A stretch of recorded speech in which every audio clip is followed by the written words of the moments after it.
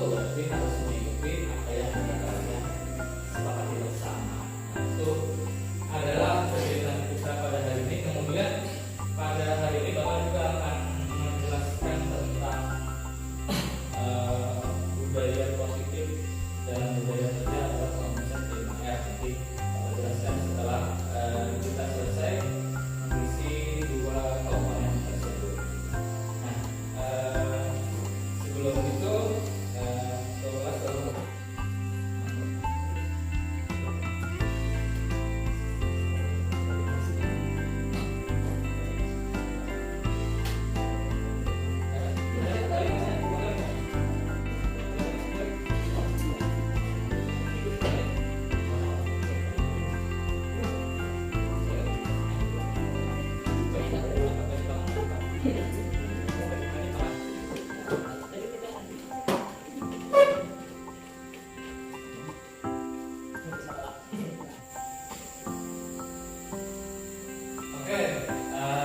Setelah mengisi dan mengungkapkan hasil pemikiran masing-masing, maka pada bagian kelas ujian ini sudah lengkap ya. Berapa orang tadi?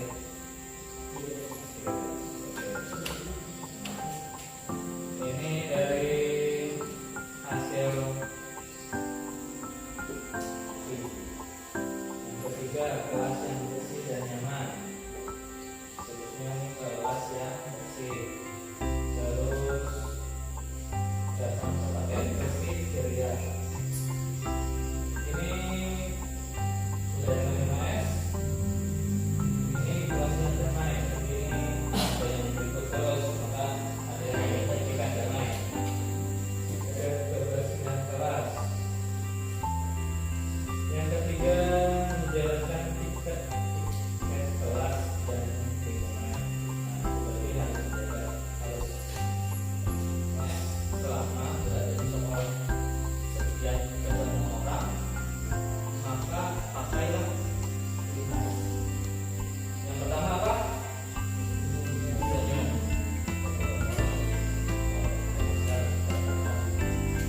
Yang kedua siapa? Berarti siapa orang tersebut? Kalau ada teman, berarti siapanya bahasa serah tugas. Kaitan budaya 5R ini berkaitan dengan praktek di sekolah. 5R kalau bahasa Jepangnya itu seri, bahasa Inggrisnya bahasa Indonesianya ringkas. Ringkas berarti barang-barang praktek yang akan digunakan itu dipilah berdasarkan apa yang paling sering digunakan, yang rusak dianakan, yang rusak ditempatkan di sisi lainnya, yang sering dipakai mungkin di bagian depan. Itu yang pertama adalah ringkas. Yang kedua rapi. Artinya sebelum atau sesudah menggunakan peralatan praktek itu ditempatkan secara rapi, tidak bersangkutan. Yang ketiga, basic. Ada yang tahu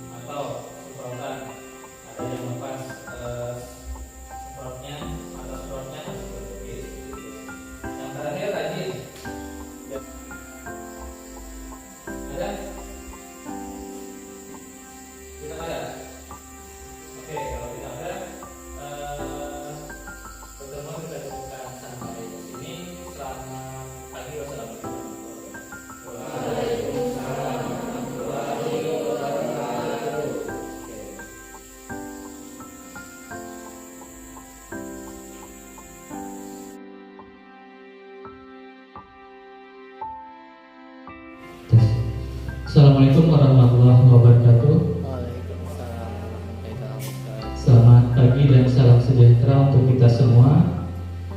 Yang sama-sama kita hormati Kepala SMK PP Negeri Paringin, yang saya hormati Bapak Ibu Dewan Guru SMK PP Negeri Paringin.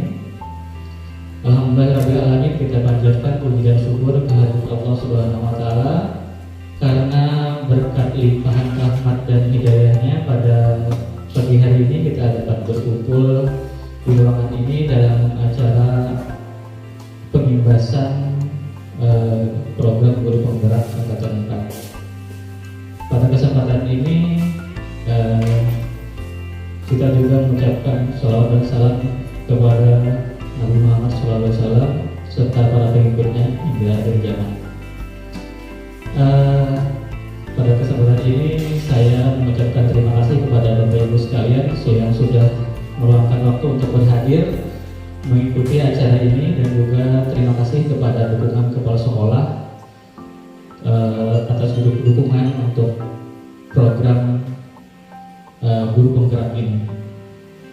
Jadi kegiatan ini merupakan kegiatan wajib yang harus saya laksanakan sebagai peserta pendidikan guru penggerak.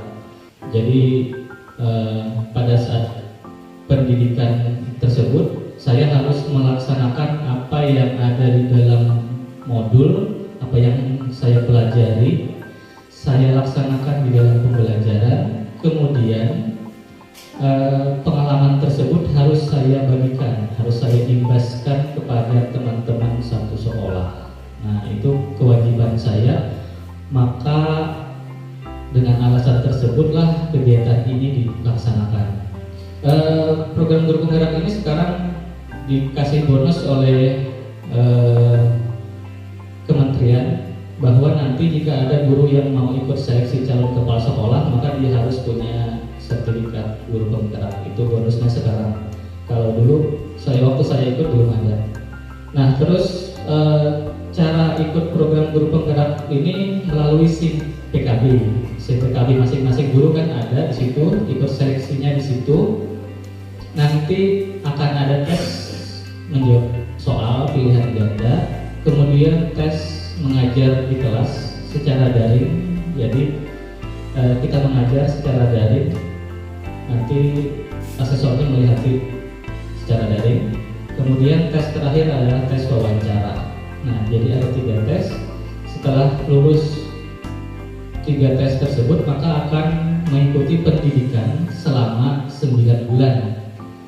Selama 9 bulan tersebut, hampir setiap hari ada tugas yang dikerjakan. Jadi sama seperti orang kuliah. Jadi kalau motivasinya untuk beramai-ramaian, mungkin nanti akan mundur karena tugasnya lumayan banyak.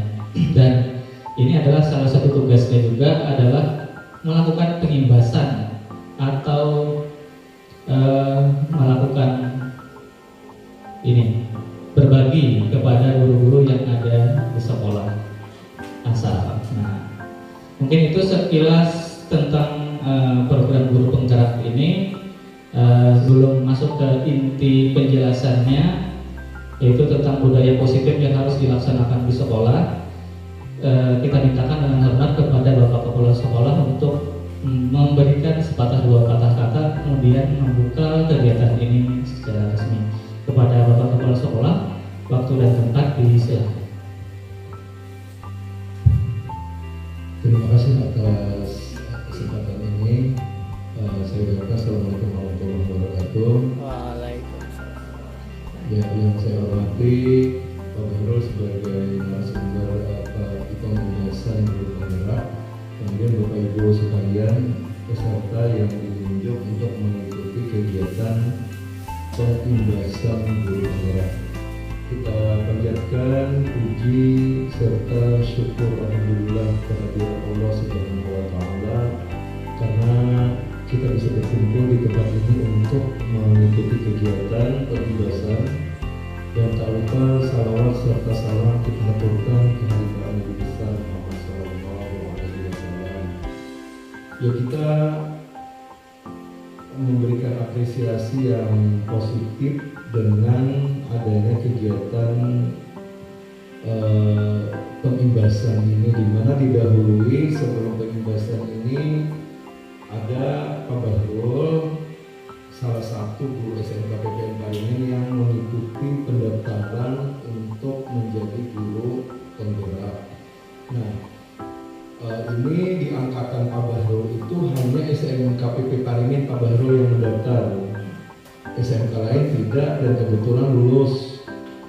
Kemudian tiap angkatan ini berbeda kabupaten kesempatannya. Yang tahun ini kesempatan itu diberikan ke HST, HSS begitu kan, dan rantau rasanya ada 5 kabupaten yang diberi kesempatan untuk tahun ini. Kalau tahun kemarin Balangan sama Tabalong, jadi Tabalong dan Balangan.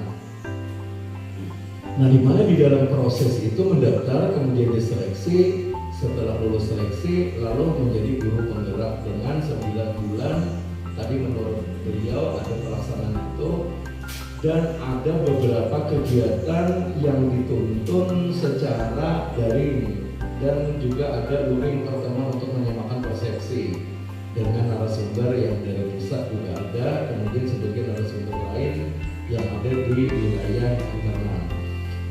Dalam kegiatan itu banyak kegiatan, termasuk diantaranya ini mungkin bagaimana cara mengajar yang menyenangkan, yang sifatnya lebih terorientasi kepada siswa, dan juga itu juga akan melibatkan orang tua dalam kegiatan itu.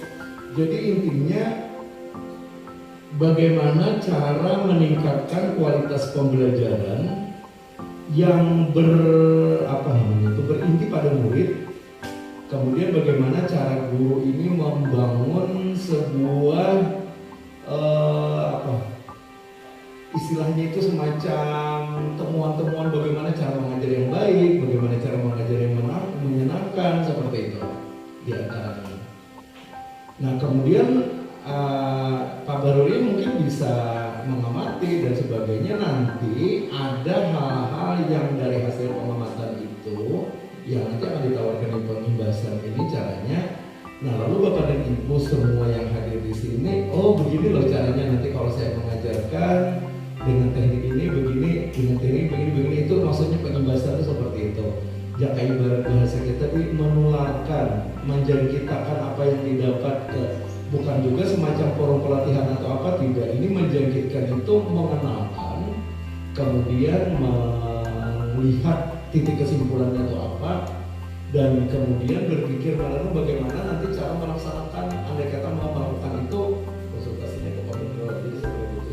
Saya berharap Allah Ta'ala memberikan semua apa yang kita cita-citakan, semua cita-cita baik. Kemudian Allah menutupkan nurani yang tidak baik, walaupun itu ada yang tersirat pernah sesuatu yang tidak baik, tertutup semuanya berbekal dari kegiatan kita hari ini. Maka dengan itu kegiatan pengimbasan sekolah penggerak dari guru penggerak SMK PPN Paringin atas nama Pak Bahrul SPD hari ini saya nyatakan dibuka secara resmi.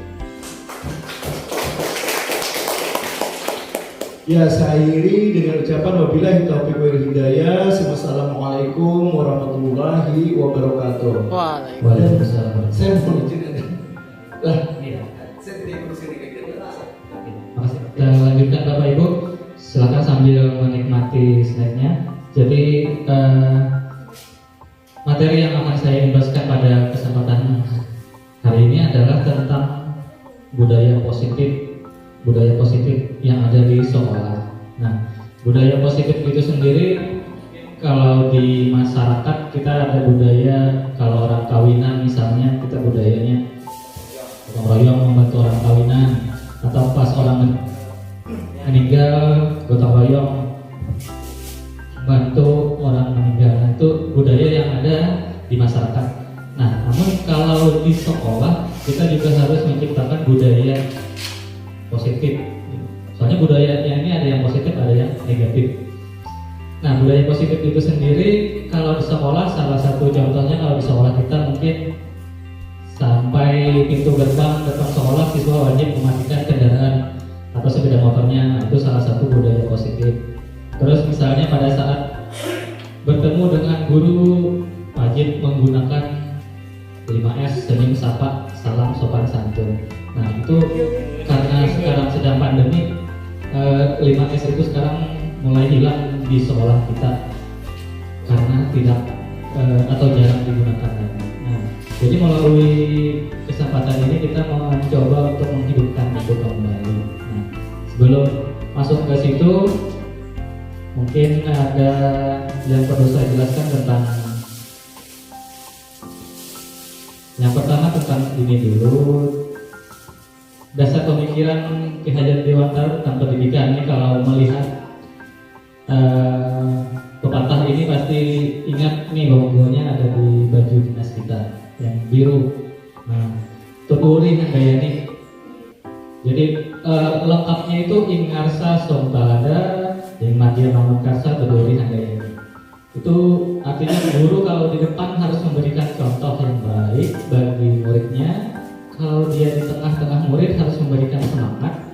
Terus kalau dia di belakang murid harus memberikan daya kekuatan.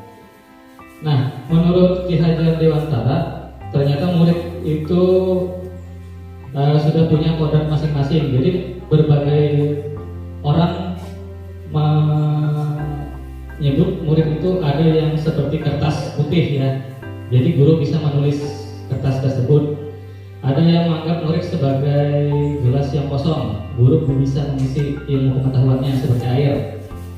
Nah, kalau si Ki Hajar Dewantara menganggap murid itu sudah ada kodratnya masing-masing, dia akan jadi apa itu sudah ada kodratnya masing-masing. Tugas guru hanya menuntun supaya dia mencapai kodrat tersebut. Jadi guru itu dianggap sebagai seorang petani. Jadi petani tugasnya adalah menciptakan kondisi yang paling bagus untuk tanaman, bukan untuk merubah kodratnya. Misalnya jagung, kodratnya di lahan kering harus di lahan kering, tidak boleh ada di lahan basah. Petani tugasnya hanya menciptakan kondisi yang paling bagus supaya tanaman itu tumbuh. Nah, seperti itulah guru. Jadi guru harus menciptakan kondisi yang paling bagus bagi muridnya supaya dia bisa berkembang di kelasnya atau di sekolahnya. Maka itulah harus diciptakan sebuah budaya atau lingkungan yang positif di sekolah ini. Itulah sebenarnya. Yang tadi 3 kalimat tersebut merupakan harus menjadi kesinambungan dan nantinya akan mewujudkan murid yang selamat dan bahagia nanti di akhirnya, nanti sesuai dengan kodratnya masing-masing. Misalnya nanti si A kodratnya menjadi dokter, berarti kita harus memberikan kondisi yang paling bagus supaya dia dapat mencapai kodratnya tersebut. Jadi sebenarnya siswa sudah punya kodrat masing-masing. Setiap siswa punya kelebihan dan kekurangannya masing-masing.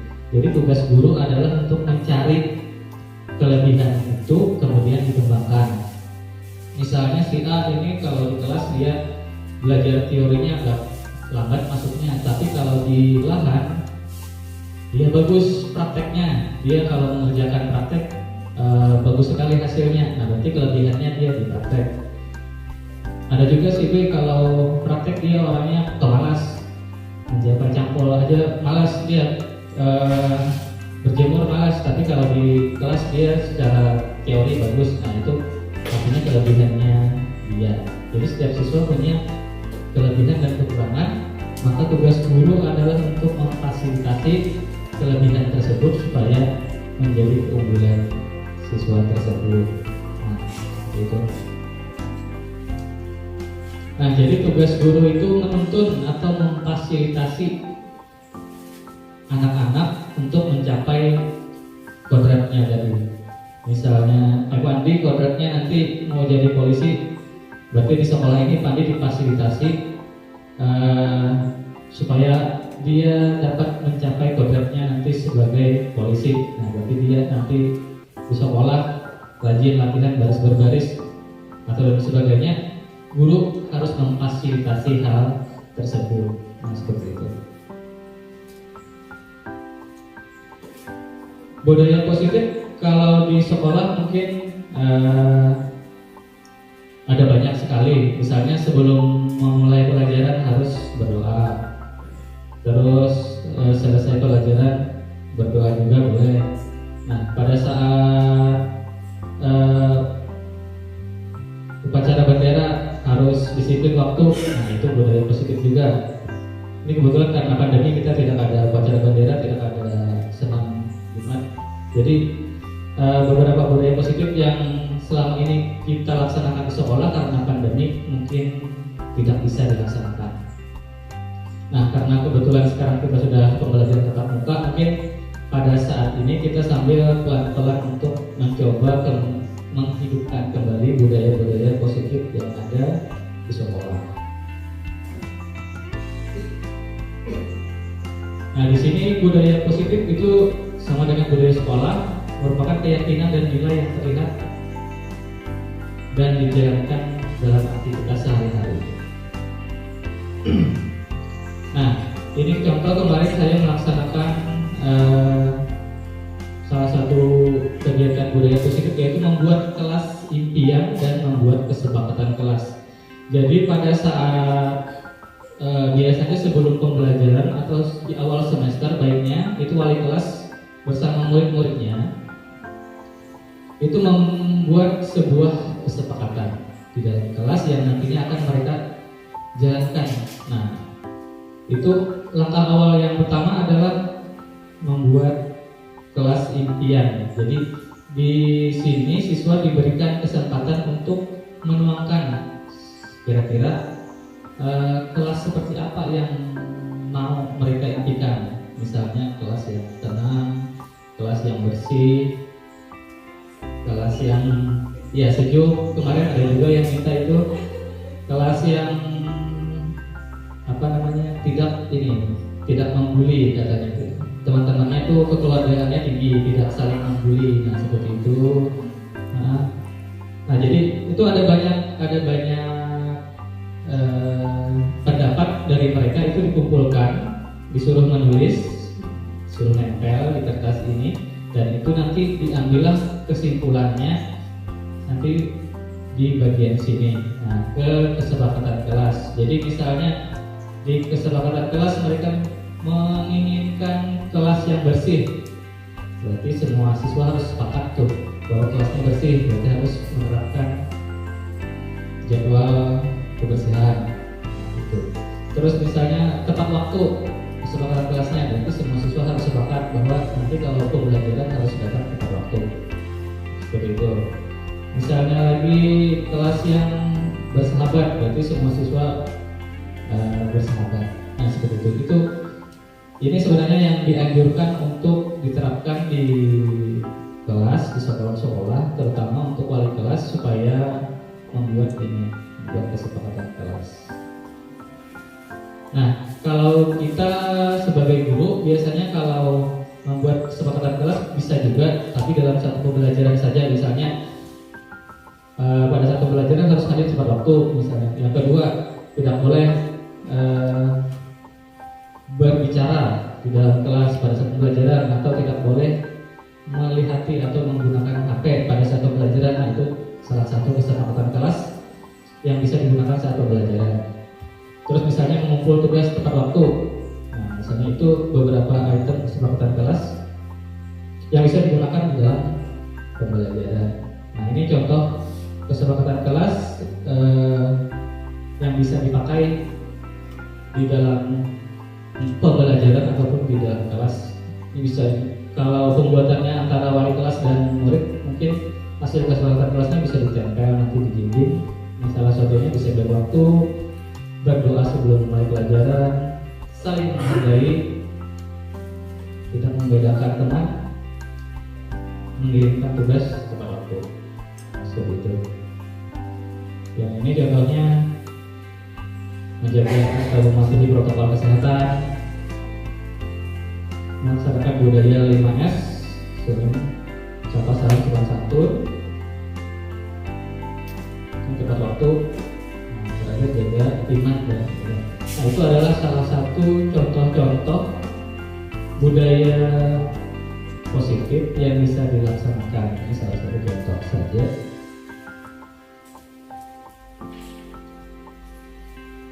Nah, ini tadi budaya 5S yang mulai hilang di sekolah kita. Ini berharap bisa dilaksanakan atau dihidupkan kembali, walaupun S yang ketiga atau salangnya tidak dilaksanakan secara berjabat tangan, mungkin secara fisik saja atau mengangguk bisa dilaksanakan.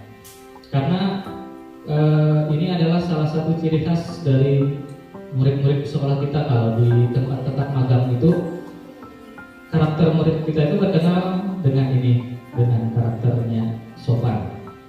Karena budaya ini dulunya sangat lengket sekolah kita, budaya ini nih.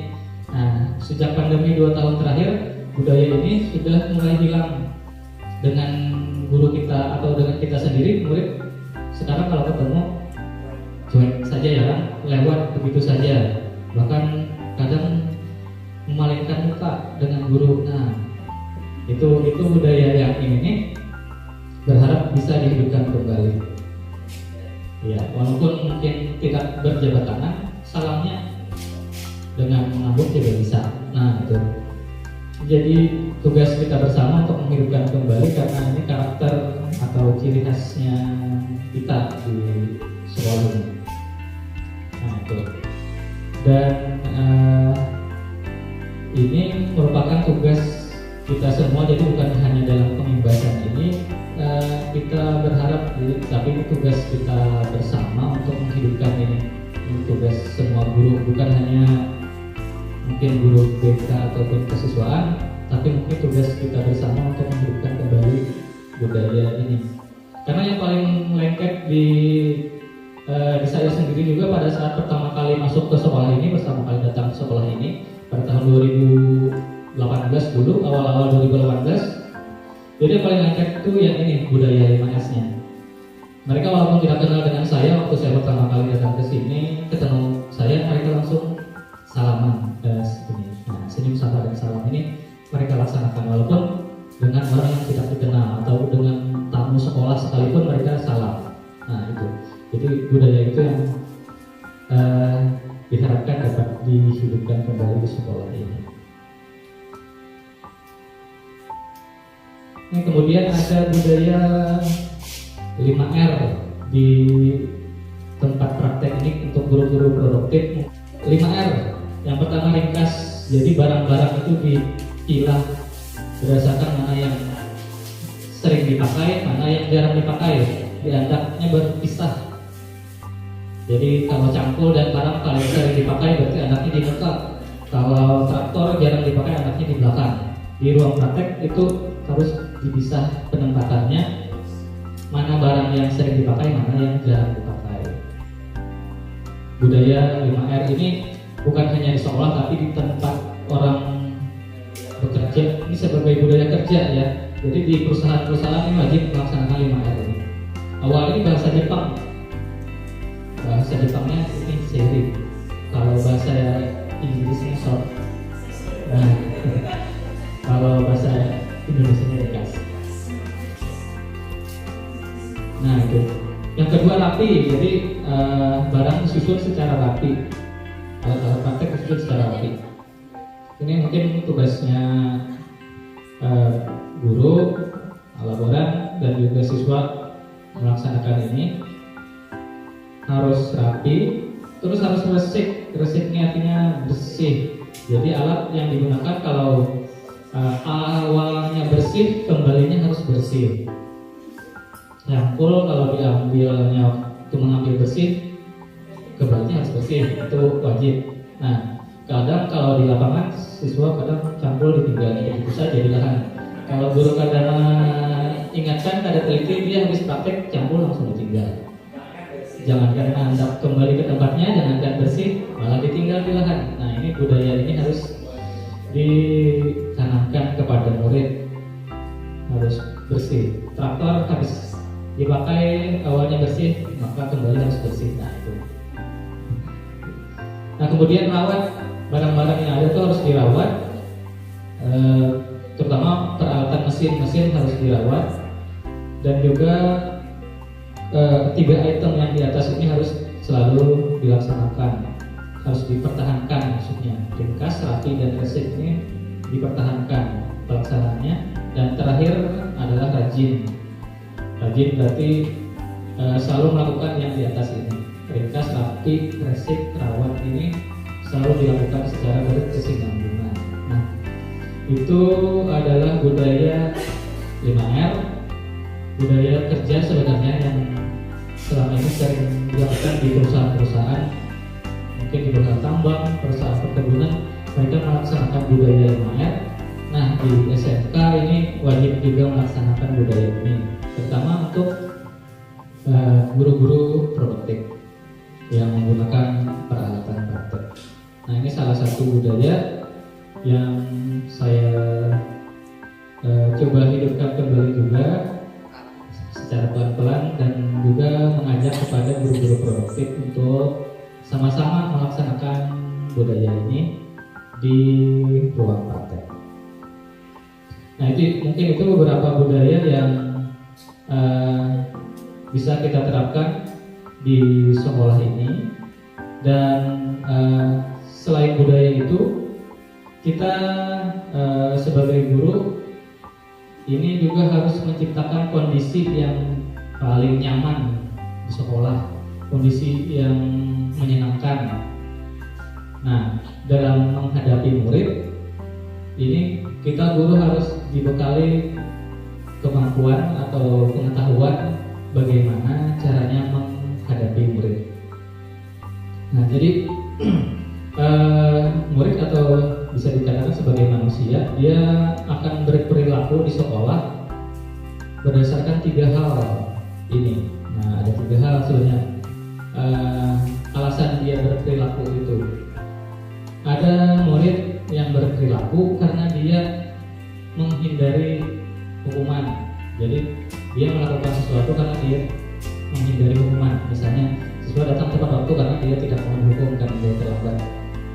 Kedua, siswa mengumpulkan tugas tepat waktu karena dia tidak mau dihukum oleh gurunya karena lambat mengumpul tugas, misalnya seperti itu. Nah, itu adalah salah satu alasan murid berperilaku. Kemudian ada juga murid yang berperilaku karena dia ingin mendapatkan imbalan ataupun pujian dari gurunya. Jadi dia mengumpulkan tugas tepat waktu karena ingin mendapatkan pujian dari gurunya atau ingin mendapatkan imbalan dari gurunya. Nah, itu alasan dia melakukan itu.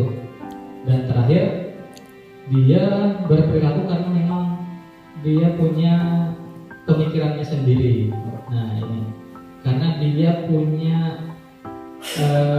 sudah punya wacana dalam hidupnya, dia mau jadi apa, makanya dia melakukan hal tersebut, makanya dia disiplin. Nah, maksudnya seperti itu. Jadi 3 perilaku inilah yang mempengaruhi murid di dalam kelas, di dalam pembelajaran kita. Jadi ini salah satu pengetahuan kenapa murid melakukan ini, kenapa murid melakukan itu. Jadi alasannya ada 3 ini. Motivasinya yang paling bagus adalah ini yang ketiga, karena dia memang secara sadar melakukan hal tersebut karena memang itu sesuai dengan tujuan hidupnya. Nah, kalau yang kedua ini kan dia takut aja, dan dia melakukan itu karena takut nanti dapat hukuman. Kalau yang kedua dia mengharapkan sesuatu karena dia melakukan itu karena ada imbalan. Misalnya dia puasa karena mendapatkan imbalan dari orang tuanya. Dia juara kelas karena nanti dapat sepeda motor dari orang tuanya. Itu berarti dia belajar karena ada imbalannya. Nah, tapi yang ketiga dia rajin belajar karena memang dia punya tujuan, dia mau jadi dokter misalnya. Karena dia sudah ada tujuan, wacana dalam pemikirannya, maka dia melakukan hal tersebut. Nah, selanjutnya kebutuhan dasar manusia itu ada 4 ternyata. Yang pertama cinta atau kasih sayang, yang kedua penguasaan, yang ketiga kebebasan, yang keempat kesenangan. Jadi setiap manusia punya 4 ini kebutuhan dasarnya. Entah itu murid ataupun guru, siapapun itu manusia pokoknya punya kebutuhan dasar yang harus dipenuhi. Ada 4 ini: cinta, kasih sayang, penguasaan, kebebasan, dan kesenangan. Ini akan berlaku untuk murid. Jadi murid melakukan sesuatu karena ini, misalnya ada murid yang jarang hadir ke sekolah, ternyata secara keluargaan setelah ditelusuri orang tuanya cerai. Nah, berarti dia kekurangan kasih sayang dari orang tuanya. Atau murid sering membolos atau ibaratnya tidak mengikuti pembelajaran di kelas dengan alasan dia melakukan untuk kesenangannya, ternyata dia main game, berarti dia untuk kesenangannya. Nah, itu ini kebutuhan dasar manusia, menjadi pengetahuan guru untuk mengatasi tindakan atau perilaku murid yang ada di sekolah. Nah, ini contoh kasusnya. Ini ada seorang guru namanya Ibu Maya. Dia sedang bingung menghadapi salah satu murid yang namanya Doni. Karena Doni ini sering mengambil atau meminta bekal makan siang siswa lainnya secara paksa. Nah, itu kasus kenakalan murid yang ada di sebuah sekolah di SMP kelas 7. Jadi si Doni ini sering meminta bekal makan siang temannya secara paksa. Nah, kira-kira nanti akan dianalisa dia melakukan itu karena apa? Karena kebutuhan yang 4 tadi. Nah, jadi yang pertama cinta dan kasih sayang. Jadi jika alasan Doni mengambil bekal temannya tersebut karena temannya akan memperhatikan dia, ketika temannya melaporkan tindakan itu kepada guru, maka guru akan memberitahu orang tuanya. Nah, itu adalah cinta dan kasih sayang yang diperlukan oleh si Doni, karena orang tuanya tidak memberikan perhatian, cinta dan kasih sayang kepada Doni. Iya, jadi dia kekurangan perhatian. Itu jika ditelusuri jawaban si Doni nanti pada saat melakukan hal tersebut. Nah, kemudian ini yang kedua adalah penguasaan. Ya, jika pada saat ditanya, Doni menjawab bahwa dia merasa hebat dengan melakukan hal tersebut, terus teman-temannya akan merasa takut. Nah, maka kebutuhan yang Doni penuhi adalah kebutuhan kekuasaan. Nah, dia merasa hebat karena mengambil makanan temannya, ya, atau meminta duit temannya. Kalau zaman dulu sering sih, kalau zaman zaman kita sekolah dulu sering siswa meminta duit teman sekelasnya atau mengalap. Kalau sekarang sih tidak ada gitu ya. Iya, sama pada kedudukannya. Pembajakan atau mengalap, entah kenapa dulu lebih sering terjadi di sekolah-sekolah atau di kelas-kelas. Kalau sekarang tidak ada lagi.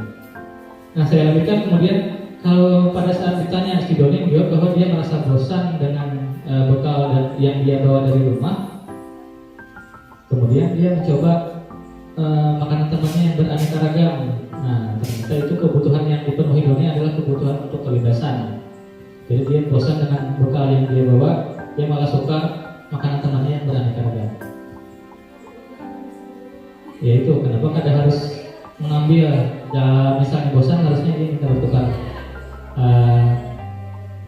bertukar menunya aja, ya kan, makanannya bertukar. Nah, seperti itu. Jadi ternyata kebutuhan yang dia penuhi adalah kebebasan. Dia mau bebas menikmati menu makanan dari teman-temannya. Yang terakhir adalah kesenangan. Jadi kalau saat ditanya, Doni menjawab dia melakukan itu karena iseng. Terus dia menikmati ekspresi temannya kesal pada saat makanannya diambil. Nah, itu jawabannya. Kebutuhan yang sedang dipenuhi Doni adalah kebutuhan kesenangan. Jadi untuk kesenangan dia merasa senang saat teman-temannya merasa kesal. Dia malah mendapatkan kepuasan tersendiri pada saat teman-temannya. Ya, ini bahaya kesenangan, untuk kesenangan dia. Dia Dia merasa senang saat teman-temannya teraniaya, rupanya seperti itu. Nah, jadi ada 4 kasus yang ada 4 kebijakan yang bisa diambil dalam satu kasus yang sama. Jadi tadi ada 4 kebutuhan dasar dan itulah yang akan dipenuhi oleh murid kita di kelas pada saat dia melakukan sesuatu. Jadi apapun yang dilakukannya ternyata dia memenuhi kebutuhan yang 4 tadi. Cinta dan kasih sayang, kebebasan, kesenangan dan kekuasaan. Oke, sampai di sini ada yang mau berdiskusi Bapak Ibu? Atau langsung kita lanjutkan kembali? Oke, silakan Pak Mekani. Terima kasih atas waktunya yang diberikan. Iya. Sebenarnya kalau melihat kondisi di lapangan, itu fakta kita di tempat kita langsung melakukan gitu, kita ambil. Ya, itu beberapa contoh siswa kita langsung terjun di lapangan, ya kadang-kadang kita turun. Nah, itu ada salah satu alasan kedua. Misalnya kalau kita tanya yang pertama, kita punya alat. Itu alasan paling segi baik. Kadang-kadang kita itu ya kita sebagai apa namanya pembimbing misalnya di lapangan ya kadang-kadang sudah mengingatkan jauh-jauh kita. Besok kita mau praktek wajib setiap siswa membawa campur atau sejenisnya. Kadang-kadang sudah diingatkan sebagai itu wali kelas. Kalau saya ya yang namanya anak-anak itu sudah diingatkan Pak. Kalau tidak melalui video online langsung kelas masuk bisa tempatnya silakan Pak. Sudah diingatkan Pak sebagai wali kelas ya itu kadang-kadang besok bicara ulang yang bersangkutan tidak ada. Alasannya Pak kita punya alat. Bagaimana ke depannya? Nah, setiap bapak ibu atau guru yang bersangkutan kita saling mengingatkan. Besok kita praktek itu wajib. Nah, konsekuensinya, sanksinya ada di dunia hari. Misalnya kita sebelum praktek kita perlu mengecek alat-alat yang dibutuhkan, apa yang kita butuhkan, misalnya campur, garam dan sebagainya. Masih ada itu perlu kita cek. Kalau tidak dicek, ya mungkin kita kasih sanksi atau tugas yang lain lah, tugas tambahannya.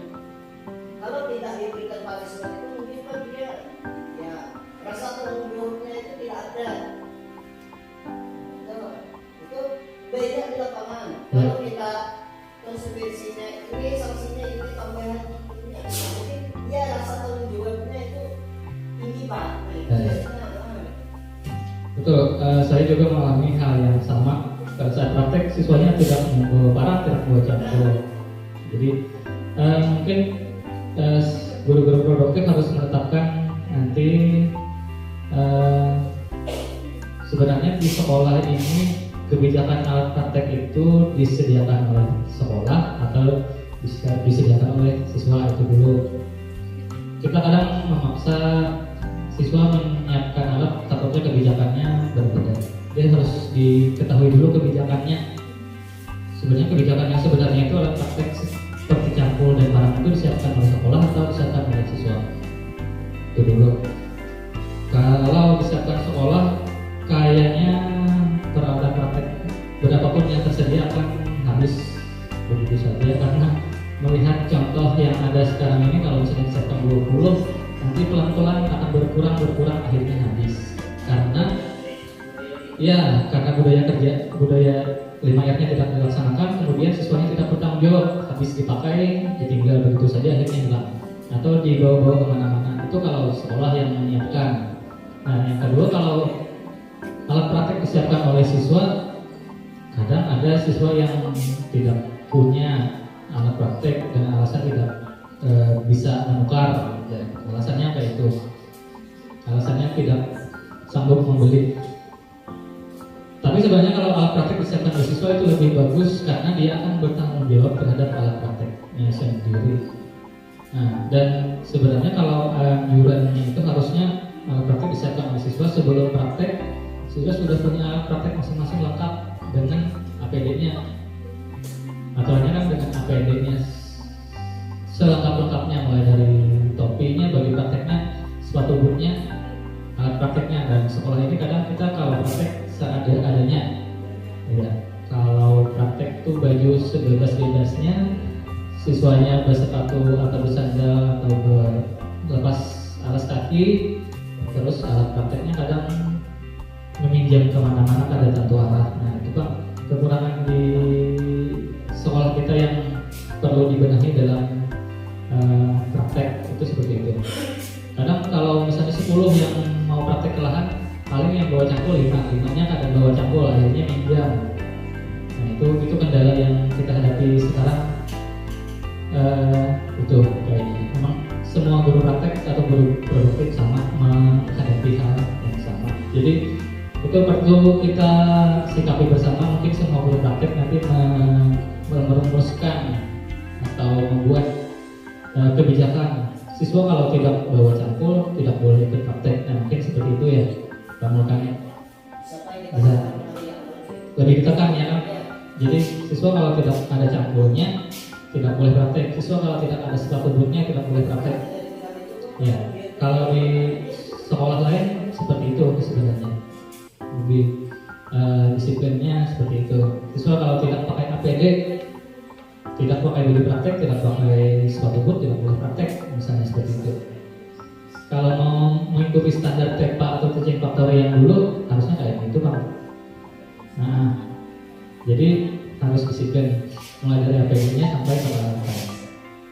Dan mungkin itu bisa kita rumuskan bersama untuk semua guru produktifnya lah penggunaannya. Oke, sip. Oke, kita ulang lanjutkan lagi. Ini tentang posisi kontrol. Jadi guru bisa mengontrol murid dengan 5 posisi yang berbeda. Dia bisa memposisikan diri, bisa sebagai penghukum, membuat orang merasa bersalah. Terus guru bisa memposisikan diri sebagai teman si murid tersebut, sebagai pemantau dan sebagai manajer. Jadi di saat kita mendisiplinkan murid, kita bisa memposisikan diri di antara yang 5 ini. Nah kalau guru yang mungkin tampilannya laksana, mungkin atau bakat kesiswaan, bolehlah dia nanti posisinya sebagai penghukum. Jadi kalau ada murid merasa kalau ada murid melanggar peraturan, langsung dimarahi dan dihukum. Itu sebagai penghukum. Jadi dia menghardik, menunjuk, menyindir murid tersebut. Itu yang dia lakukan. Nah, yang kedua, membuat murid itu merasa bersalah. Mungkin Bu Yati sebagai guru BK mungkin bisa memposisikan diri sebagai ini. Nah, membuat murid merasa bersalah. Jadi ini diceramai secara pelan-pelan saja, disadarkan bahwa yang dilakukannya itu adalah salah. Nah, diceramai. Ibu merasa kecewa dengan yang kamu lakukan. Harusnya kamu tidak melakukan itu. Nah, itu bicaranya dari hati ke hati ya. Jadi membuat supaya murid tersebut sadar dengan apa yang dia lakukan. Kemudian ini posisinya sebagai teman. Jadi guru memposisikan diri sebagai teman si murid tersebut. Jadi ini kalau teman berarti lebih hubungannya lebih dekat dengan murid dan dia bisa membantu murid tersebut untuk menyelesaikan masalahnya. Kemudian posisinya sebagai pemantau. Ini fungsinya untuk mengingatkan murid tentang peraturan-peraturan sekolah. Dan terakhir sebagai manajer. Manajer berarti atasan si murid tersebut, berarti dia harus mengarahkan si murid untuk mengikuti peraturan atau tata tertib sekolah. Nah ini contoh-contoh yang bisa dilakukan guru untuk menghadapi murid yang berbagai macam perilaku. Ini dalam posisi gurunya sebagai penghukum, ini gurunya harus misalnya guru yang laki-laki yang sangar mungkin atau kekasuhan, dia pada saat ketemu murid yang melakukan sesuatu dia langsung menggertak atau marah-marah pada murid tersebut. Ini sebagai penghukum. Mungkin dia berkata patuhi aturan saya atau awas. Nah, gitu. itu dalam kondisi yang marah misalnya seperti itu, ya. Menggertak murid supaya taat dengan aturan sekolah, hukum.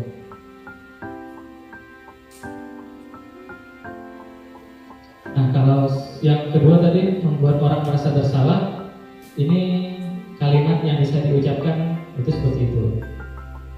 Ibu sangat kecewa sekali dengan apa yang kamu lakukan hari ini.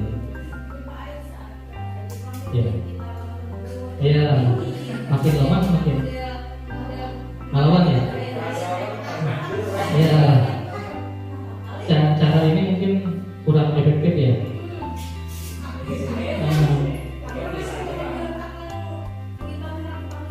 Ya, ya, betul.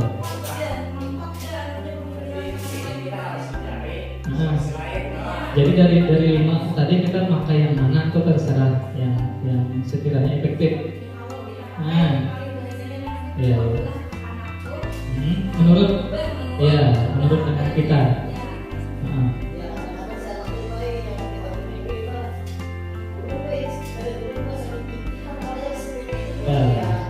Kadang alasan tidak masuk akal. Betul.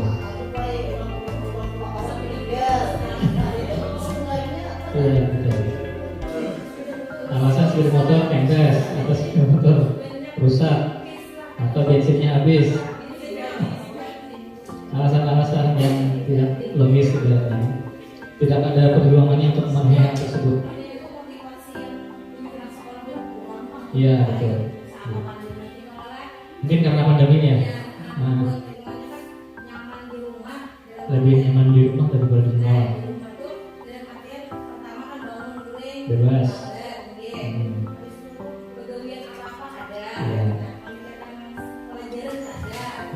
Tugas pun jarang ya kan. Dia lebih senang di rumah.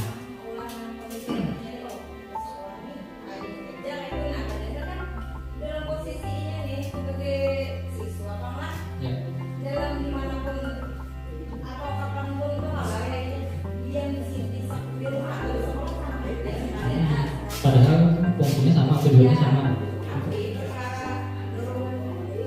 Motivasi diri dan orang tuanya.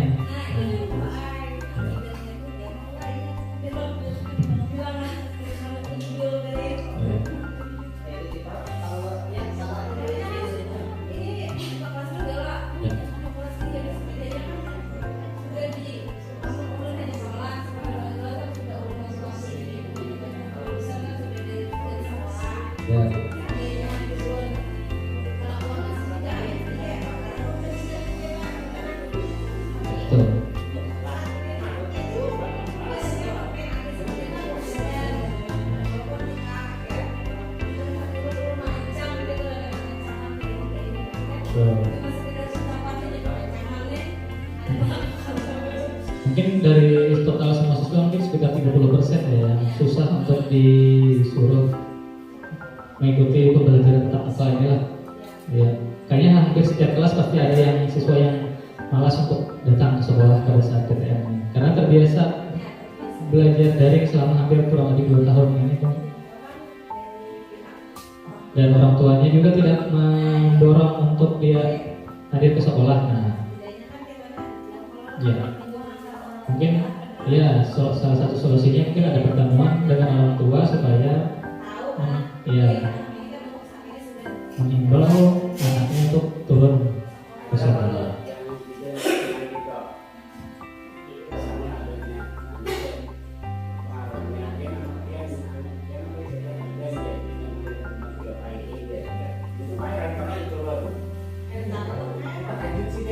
Ya.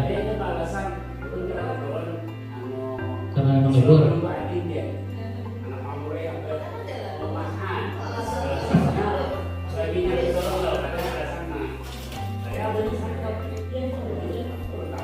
Dan Ariandi. Oh ya. Iya.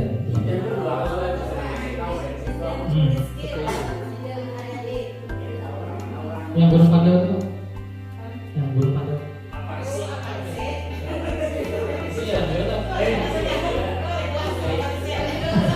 Yang Gunung Pandau itu ya?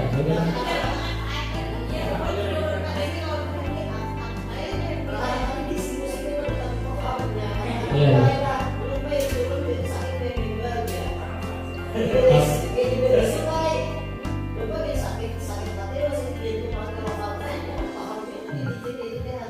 itu alasannya kadang tidak masuk akal ya kan. Semua wali kelas menghadapi hal yang sama.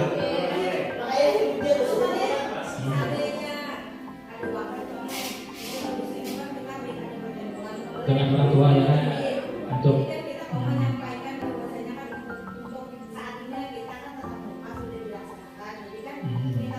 udah tolong dihimbau anaknya untuk turun tiap hari.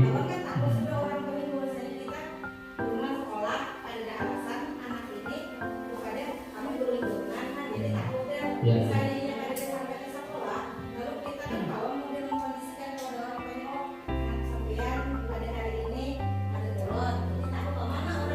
Ya, betul. Betul. Tapi kemana? Iya. Iya, iya.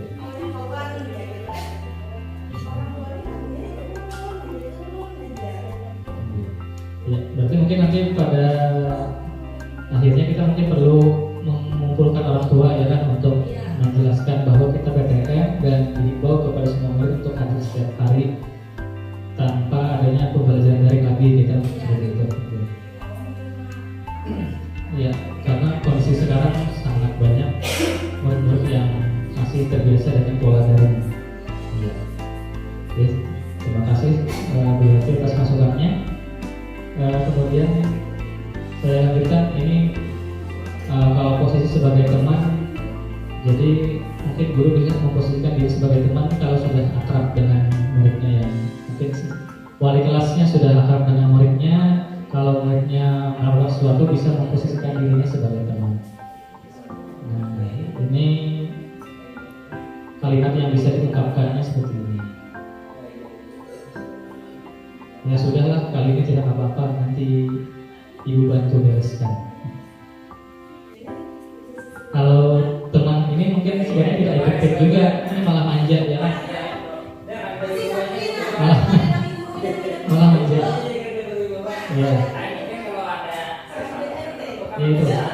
Dengan cara ini mungkin muridnya jadi lebih manja, malah tidak efektif.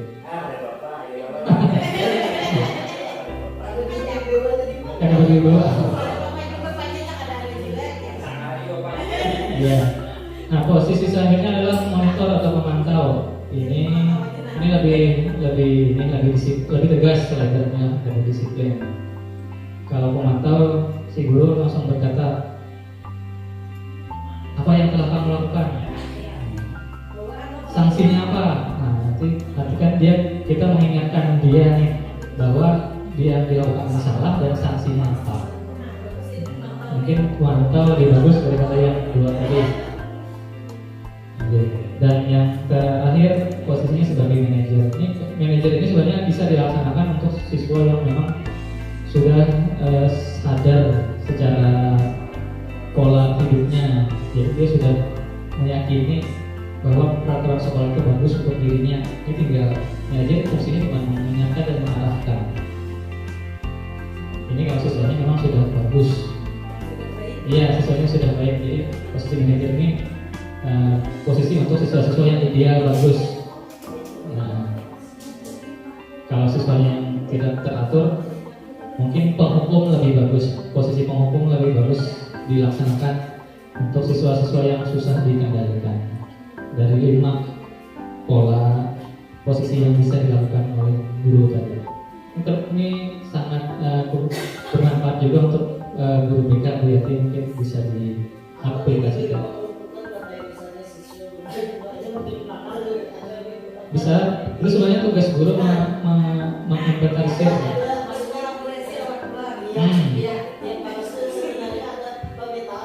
Ya. Ya. Ya.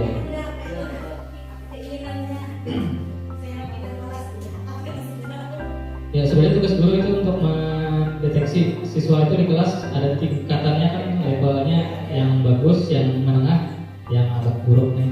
Jadi kan Yang bagus berarti tinggal diberikan pengawasan aja. Kalau yang menengah berarti lebih banyak bimbingannya. Yang paling terakhir level paling bawah itu lebih banyak bimbingannya. Nah, jadi diklasifikasikan atau dikelompokkan siswanya berdasarkan sifat dan perilakunya. Itu bagus juga seperti itu. Setiap hari ada ya.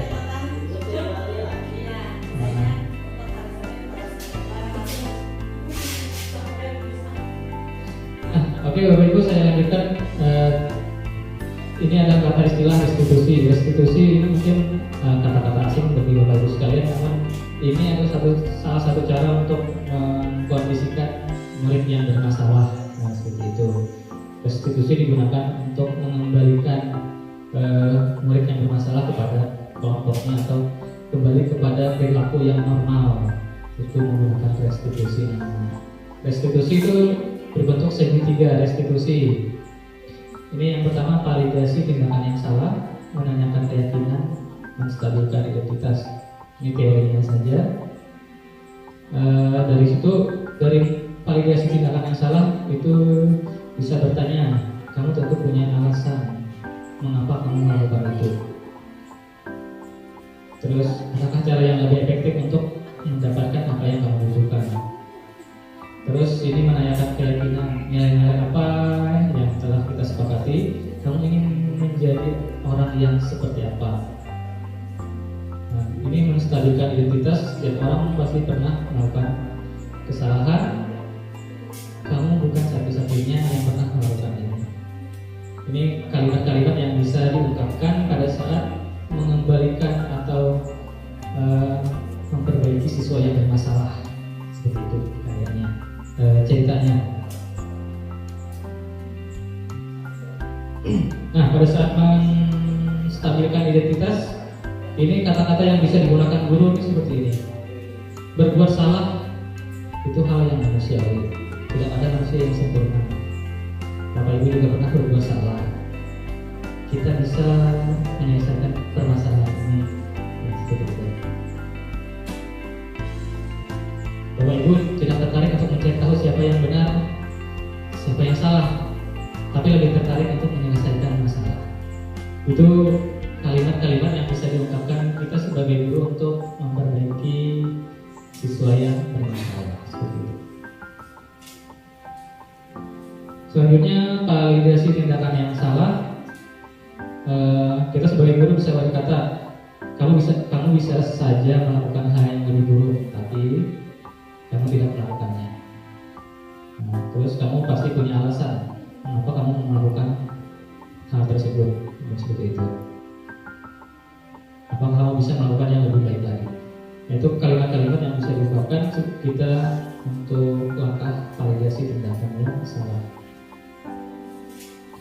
Terus yang terakhir ini menanyakan keyakinan.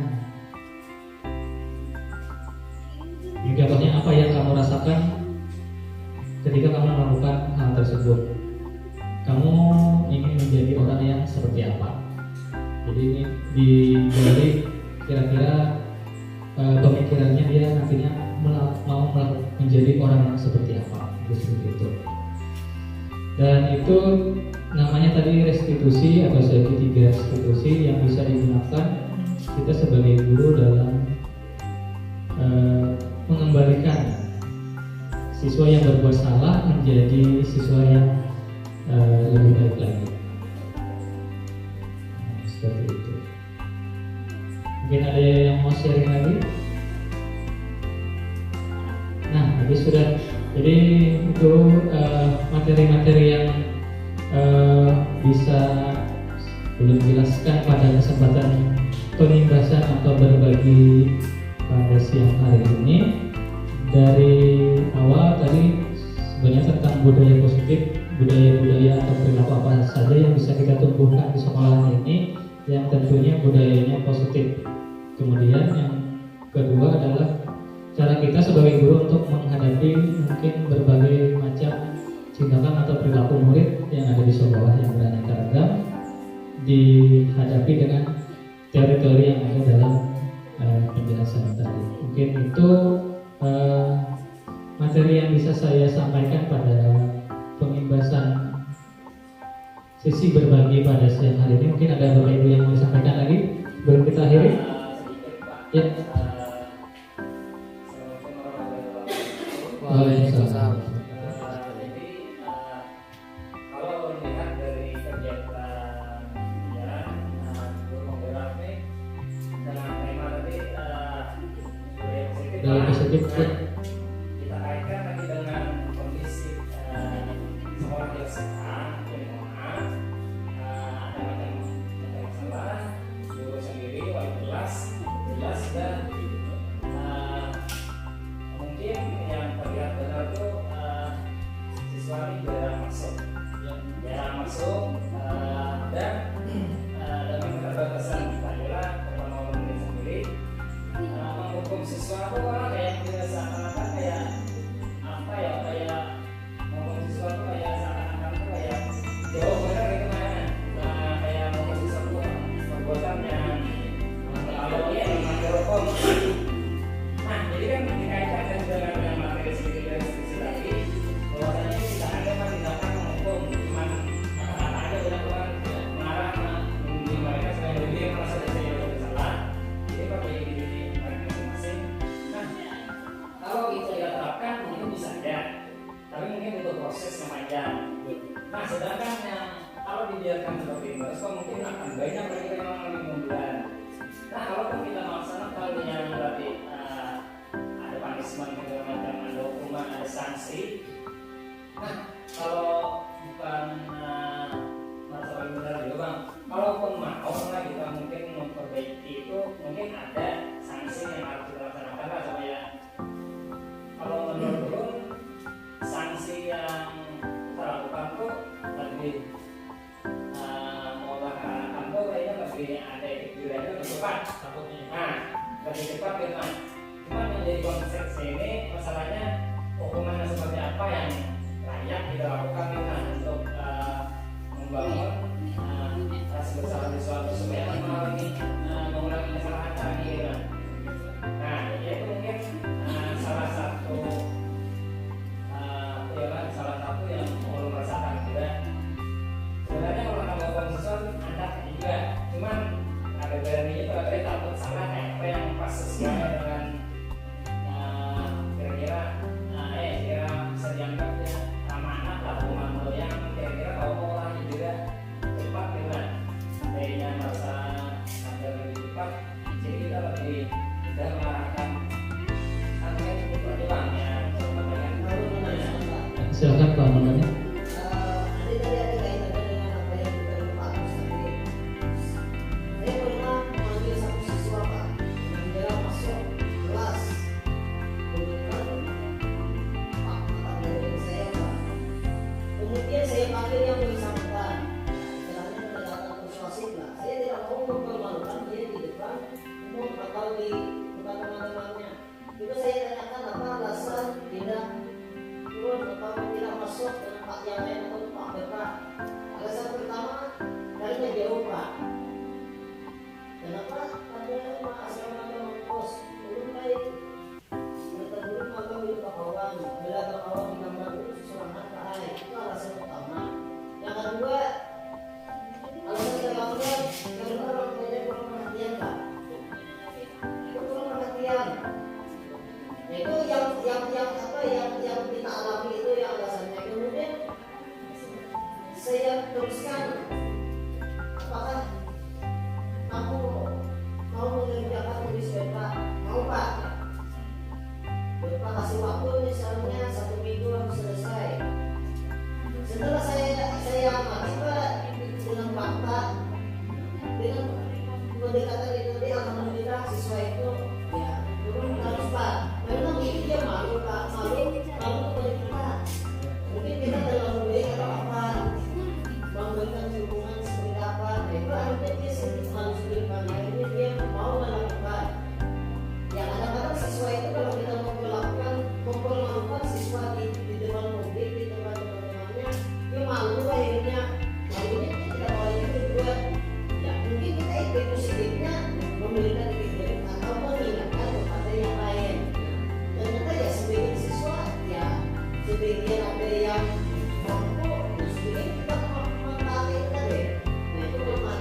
Nah, sebenarnya ya itu tadi ya tergantung karakter siswa ataupun kita mendekati siswa sebagai fakta. Ya, kalau kita berikan punishment, ya bentuknya seperti apa ya punishment yang mendidik lah istilahnya, bukan menghukum bentuknya fisiknya kita salah lagi. Sebenarnya kita mendidik, memberikan motivasi supaya dia semangat kayak kerja. Mungkin kita sama-sama memberikan punishment itu sebagai apa hukumannya bisa membersihkan lahan. Ya. Itu kan sifatnya mendidik, kalau kita lagi polisi atau ya apalagi sampai pukul lah, itu kita salah lagi. Nah mungkin belum pendekatannya ya persuasif, mungkin dengan panggil yang sesuai yang bersangkutan. Ya, diceramahin langsung. Ya, terima kasih atas masukannya Pak Mulkari dan Pak Agus. Jadi budaya positif itu sebenarnya beranjak dari peraturan sekolah. Namun bagi sekolah kita yang dengan kondisi seperti sekarang ini agak susah menerapkan aturan sekolah yang maksimal karena takutnya nanti siswanya malah berhenti. Nah, itu sih sebenarnya yang paling ini kendala kita mendisiplinkan siswa itu. Dikerasi siswanya, takutnya siswanya berhenti. Nah itu ini jadi bumerang bagi kita ya kan. Iya, takut disalahkan. Kalau kita guru terlalu keras dengan muridnya berhenti, nanti kita yang disalahkan. Nah itu kan itu.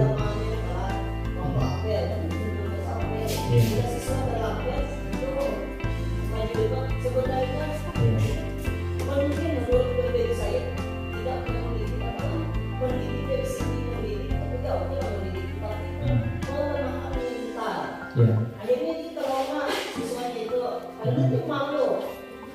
Akhirnya dia trauma, oh aku pernah dulu ini. Akhirnya dia malu sendiri walaupun si temannya itu kita menjadikan dia Pak. Iya, mentalnya. Nah itu rasa menghantui dari dirinya itu nah. Ya. Sebenarnya itu tidak boleh mendekat kita. Ya betul. Oke, jadi mungkin solusi untuk sementara ke sekolah kita ini untuk kita terlalu disiplin dengan peraturan sekolah mungkin belum bisa maksimal, tidak bisa seperti penghukum yang sebenarnya kamu kalau terlambat 5 menit harusnya kamu tidak boleh ikut pelajaran lagi. Harusnya seperti itu. Kamu kalau apa 20 kali harusnya kamu tidak naik kelas. Itu kan aturan yang sebenarnya itu kayak gitu. Cuma di sekolah kita ini tidak bisa berlaku hal tersebut karena kondisi yang situasional. Kondisi kita yang berbeda inilah yang membuat kita harus banyak toleransinya. Sehingga yang hadir cuma 50% atau 30% tetap naik kelas. Kalau sekolah lain, kalau hadirnya 50% itu pasti tidak naik kelas, pasti keluar. Karena maksimal itu sebenarnya 80% kehadiran itu. Kalau sudah di bawah 80% otomatis tidak naik kelas, kecuali dia pindah bisa naik kelas. Kalau di sekolah kita biar 50% kah? Terpaksa itu video bagaimana tetap naik kelas. Nah itu kan salah satu kendala di sekolah kita sebagai guru yang harus menyesuaikan dengan kondisi yang ada. Kita yang harus memahami kondisi siswa dan berbalik ya. Nah seperti itu. Mungkin itulah kesan atau aktivitas di sekolah kita yang harus kita sesuaikan. Berbeda mungkin kalau di sekolah yang siswanya ratusan seperti Batu Mandi mungkin berbeda perilakunya. Mungkin bisa aja tuh siswa yang terlambat 5 menit langsung hukuman. Siswa yang apanya banyak langsung keluarkan, mungkin bisa seperti itu. Tapi kalau di sekolah kita lebih banyak ke pendekatan persuasif. Ya, pendekatan persuasif. Siswanya dipanggil, diceramahi, diberi kesempatan terus-menerus beberapa kali sampai kenaikan kelas, diberi kesempatan terus sampai sudah bagi rapat masih diberi kesempatan. Sampai lulus diberi kesempatan terus. Akhirnya kita bersedekah ijazah ya kan. Beramal jariah ijazah akhirnya. Siswa yang turunnya kamar hitung akhirnya dapat ijazah juga so. Anggap aja kita beramal ijazah siswa tersebut. Nah, mungkin itu salah satu kelebihannya kita beramal memberi dia ijazah. Mungkin itu ya. Oke, mungkin sampai di sini kegiatan kita cara pengimbasan guru penggerak. Saya selaku pemateri mengucapkan terima kasih atas waktu dan kesempatan Bapak Ibu sekalian. Terima kasih atas perhatiannya. Salah dan hilaf mohon maaf. Saya sudah ingin mengucapkan wassalamualaikum warahmatullahi wabarakatuh. Waalaikumsalam.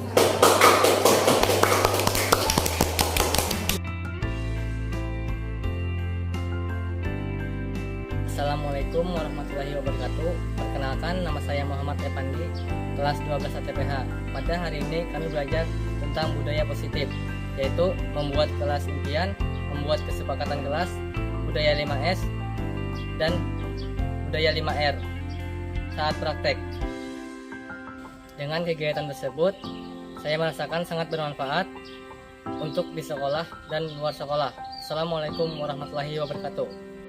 Baik, Assalamualaikum warahmatullahi wabarakatuh. Saya Muhammad Kamil Fahmi, salah satu guru di SMKPT Negeri Paringin. Alhamdulillah hari ini tadi saya sudah mengikuti kegiatan pengimbasan yang dilakukan oleh Bapak Bahrul tentang budaya positif. Alhamdulillah kegiatan ini sangat bermanfaat untuk menunjukkan budaya positif di sekolah kami. Terima kasih. Wassalamualaikum warahmatullahi wabarakatuh.